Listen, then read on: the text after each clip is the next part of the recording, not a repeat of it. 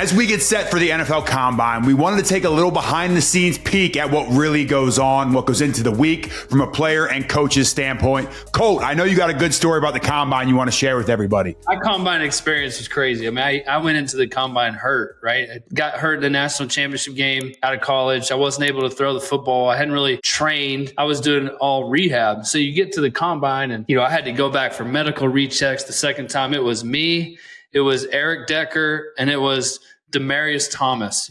They were both coming off like foot injuries, and I had the shoulder. And so we spent all our time at the hospital, and then we came back a month later, had to go. It was a disaster. It was snow everywhere, and then it was so hard. And everybody's poking and prodding and pulling your arm, and you're taking all these special tests. Like, I just took an MRI. Well, I want you to take another one because that was for that team. I want to see it from my team, right? Or I want a different view. It was a mess. But you get to the Combine, and it's like, I told everyone there, like, I haven't trained. I haven't worked out because I've been doing, all I'm doing is focusing on rehab on my shoulder. Like, I can't really do anything. So they just start giving you like the guilt trip. Oh, your shoulders hurt. So why can't you run? Like, you should totally be able to run and jump and do the cone drills. And I'm like, no, you have to pump your arms. Like, I can't move all this, right? Please tell me you didn't run. I ran. What? Oh, idiot. It was Jay. It was Jay. Jay was forcing you to run, wasn't he? You and everybody else, like my agent, some of the coaches I was friends with, like, you caved in and like ran. I mean, when I was out there, I was getting berated by all these like officials and teams, and I'm the last guy, and everybody, this guy's so soft. I mean, freaking Texas, everybody comes out of Texas super. I mean, this dude hurt his shoulder, can't run a 40. It's unbelievable. And finally, after like 3 days, I was so worked up and pissed off. I took my shirt off and I ran the 40 in my tennis shoes, and I ran like a 4.79. And so that number gets printed on your back for the rest of your career. Whereas like, I'm a lot faster. I'm not a speed demon by any means, but I'm a lot faster than 4.79. I can promise you. I hadn't run or trained. I'm not there running with like one arm, right? Just trying to prove to these guys that like I'll do something. Like, and at the end of the day, if I could go back, I wish I'd have been healthy. I'd have done everything. But if you're not, if you're a guy out there that's injured, that's hurt, like, don't do anything. Right? Because whatever you do out there is going to be stuck with you forever. Like, you're a 4.8 guy. I'm like, no, I'm not a 4.8 guy. You know how you could have been healthy? Is if you don't run an option to your left to stick your left foot in the ground and expose your right throwing shoulder as a quarterback in a national championship game. That's how you stay healthy. Yeah, I'd have been wearing another ring on my finger too if we don't go option to the left. Colt never believed in going down, man. This guy wanted every inch of grass he could get. He was going to run people over. He didn't care if he exposed his right shoulder, his head. The guy's a nut job. That's why you love him, though. It's the national championship, though, Jay, right? You got to stick your foot in the ground and try to get the yards. We could call a better play from the 3-yard line for sure.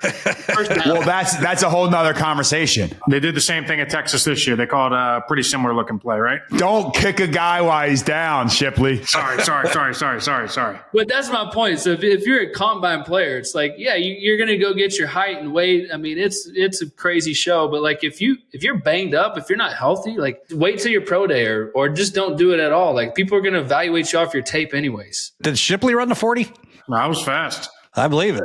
AQ, paint the picture of what Indianapolis is like on Combine weekend. Like, if you're sitting at home and you're a player getting ready to go to the Combine, and you're a fan and you're tuning in to watch these players get poked, prodded, running these 40-yard dashes, paint the picture of like what those couple days look like from a player's perspective. Well, before we go there, I think Jay was just trying to take a shot, trying to make it seem like I'm not an athlete. I ran a 5.0, 5.40. I ran a 4.4 in the 20-yard shuttle, which That's is good. top 5. That is outstanding. I had a 33-inch vertical and bench 225 33 times. So you tell me how my Combine was, Jay. There we go. AJ Green did 225 21 times. You did it 22? Oh, that's pretty cool. 33. Oh, 33. Nice. Alex Mack did it 21 times, but he ended up being a pretty damn good center too. So that's the next point I'm going with. The Combine doesn't mean anything. It doesn't mean anything. And that's where I'll go with this. I think it is the biggest joke of any type of evaluation for coaches. I think it's an opportunity for all the scouts and coaches to get together, discuss free agency, talk with agents, do all the things, and then handle the interview process. But the actual on-field stuff, I played with so many guys that were Combine warriors, Combine freaks. That weren't very good.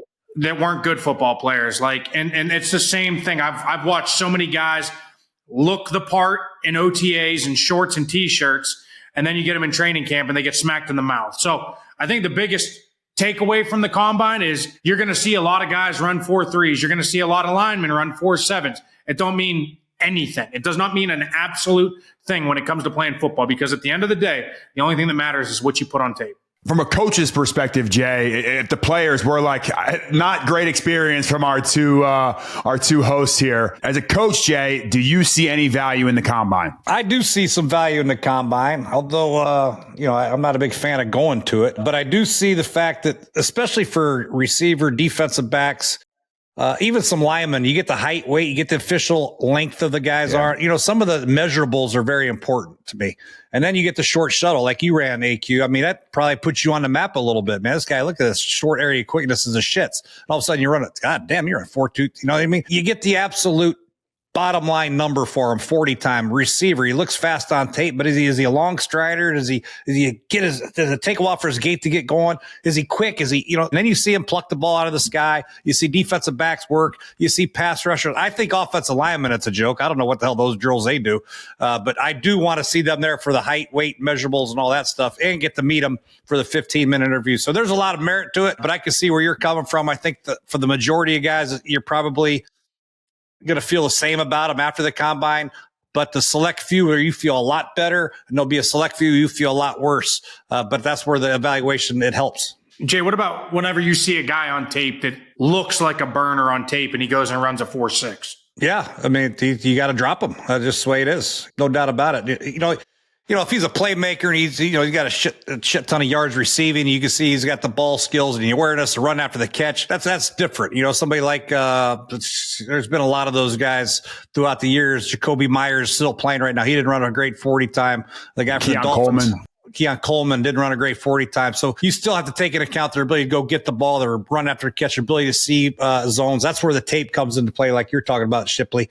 But you have to understand speed does win you a lot of games. You have to have some fast players on your football team. You can't be all prodders and 4.6, 4.65 guys. You got to find somebody who can run it. Xavier Worthy is a great example. He got picked in the first round because he ran a 4.2 40. See, Texas guys do run the 40-yard dash. I can make it.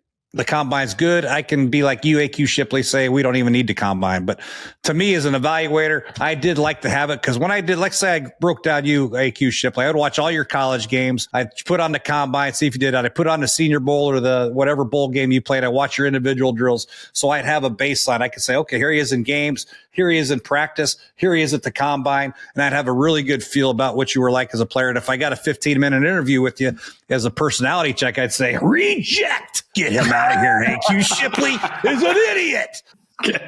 Put all those together, and it makes the evaluation process a lot easier for you. You're still never going to be right, but it does help. But Jay, when you're watching tape and you fall in love with a guy, well, you cover up if he doesn't run a fast 40 and you're like, he was wearing tennis shoes, or, he has a terrible combine 15-minute interview. It was a tough day for him. He's had a lot going on. Does that happen at all? You put it all in perspective, man. You really do. You try not to fall in love with any part of their game, any part of their personality, whatever they're 40. You try to just measure that whole person as a player and how he can affect your football team moving forward, whether it's special teams, whether it's a true pass rusher, whether it's a third down receiver, third down back, whatever it is. And you take everything into perspective. You take everything you've seen on tape, everything you know about the kid as a person, and you make an evaluation. And you use other people's evaluations too. Your evaluation might be totally different than the GM when we had Scott McCloughan for a couple of years, or the offensive coordinator, or the quarterback coach, or the defensive line coach. Like we had a bunch of arguments in-house, which are healthy and fun. You take everybody's information and then you make your decision. Yeah, I had a good story with Bill Belichick and the Patriots. I go in for that 15-minute interview. Now, every night, I think it was like 2 or 3 hours where every team can get you for 15 minutes. Now, I was back to back to back with these 15-minute interviews. By the end, you're fried. They ask you to draw up your favorite protection, your favorite run scheme. They start asking you personal questions off the field. And I remember going into the Patriots, and I'm sitting there, and Bill Belichick's sitting in the back with a laptop, not looking at me, not talking to me, not facing the TV. He's just taking notes on his laptop. And I remember they start asking me questions, draw up your favorite scheme. Belichick lobs something in from over my shoulder, like, what's your favorite pass protection? Block this 5-man pro up. And I turn around to talk to Belichick, look him in the eyes. Don't turn around, keep facing the TV. And I just remember like thinking it was the weirdest experience I've ever had in my life. The Patriots obviously didn't draft me, so I guess you're not supposed to look the coach in the eye when he asks you a question.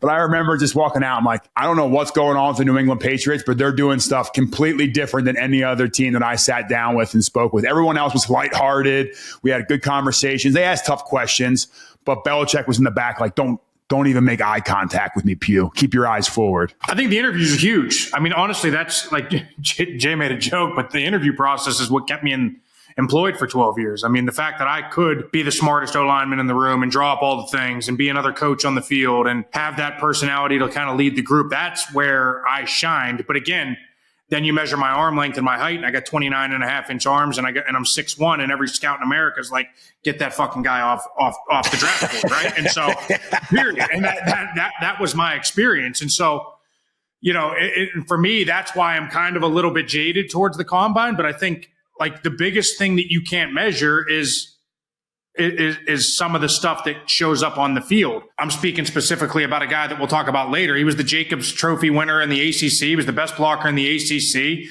So he played against a bunch of guys in the ACC who are about to be pros. And so that's what I put more stock into. And same thing with myself, like speaking specifically about me coming out. I mean, I played against Ray Malaluga and Brian Cushing and Clay Matthews and James Laurinaitis and Alan Branch and all these Big Ten big-ass defensive tackles who all got drafted in the first, second round, A.J. Hawk, right? Like all these guys who were first and second round picks. So it's like, if I could do that, why now all of a sudden I go to the next level and you guys measure my arm length and it's 1.5 inches shorter and now I can't block them anymore? I just proved it on film. So there's a certain aspect to measurables that you can't take into account. And I understand, 4.1, 4.2, 40, you can't teach that, but I'm playing in a phone booth. So I think offensive lineman, I think it gets carried away a little bit. Jay, how much did you put stock into quarterbacks throwing at the combine? Because you're out there and you run like a slant, a post, and a go ball to receivers that you've never thrown before to everybody watching. It's your first opportunity to see them live in person and watch the ball come out of their hands. That's the most important thing. I'm not looking at them to go 12 for 12 or whatever, but just to watch them throw their delivery. It is kind of important, but then the pro day is the most important thing. Then if you have an individual workout with them as well, then you just put all the things layered together and then you make your decision. Quarterbacks are really, really hard. Most quarterbacks, if you're at that level, can throw a slant route, can throw a 12-yard out route, but you'd be surprised how many miss them. But it depends on the combine, a pro day, and then obviously their tape. Colt, if your son's going to be a top draft pick, right? He goes to UT, he's balling out. Are you even going to have him go to the combine and work out or just do the interviews? No, heck yeah. I'll have him go to the combine and work out. I mean, I'm with Jay. Like, I think that's important. Here's my caveat. Like, if you're healthy, go out there and run, go out there and jump. Go out there and compete. Like that's what scouts and coaches are going to want to see. But if you're not, from my experience, don't go out there and do that because you're going to be labeled as this guy ran this and this guy jumped this. Like you want to be able to go out there and give your best. And so, yeah, of course. Like I'm all about competing. I'm all about going out there and running and jumping and cutting and moving. And like everybody's going to watch your tape anyways. This is just another layer of evaluation that Jay said. But I think by far the most important piece at the combine is what teams get from a medical standpoint and what teams get from an interview standpoint, right? The 15-minute interviews, talking to guys, letting them ask questions, where you grew up, where did you come from, like why you want to come to the NFL, like what was your best games, draw up your best protection, your best player. You get 15 minutes to talk about that, and teams can learn who you are as a person and as a player. That's really important. So I like the combine. I just want guys to be wary of like, hey, this is what it is. You need to be prepared. The other thing for me was the silly Wonderlic test. Oh, yeah. So I hadn't put any stock in preparing for the combine. Right? Like literally, I'm daily just trying to get my shoulder and my neck back to being able to throw a football. We go into the Wonderlic. I have no idea how to take this test, know nothing about it at all. So I go in and I get through like 26 or 27 questions and I crush it. I make like a 25 or 26 or 20. I don't remember, something in the high, whatever question I got to, I missed like one. And I'm thinking like, and then the bell rings or whatever. I walk out. I'm like, dang, man, like I feel good about that. Like I crushed that. Right. And then I come to find out, it's like I started talking to like my agent. He's like, hey, did you fill out the whole sheet? And I was like, no, I got through like question 25 or 26 or 20, something like that.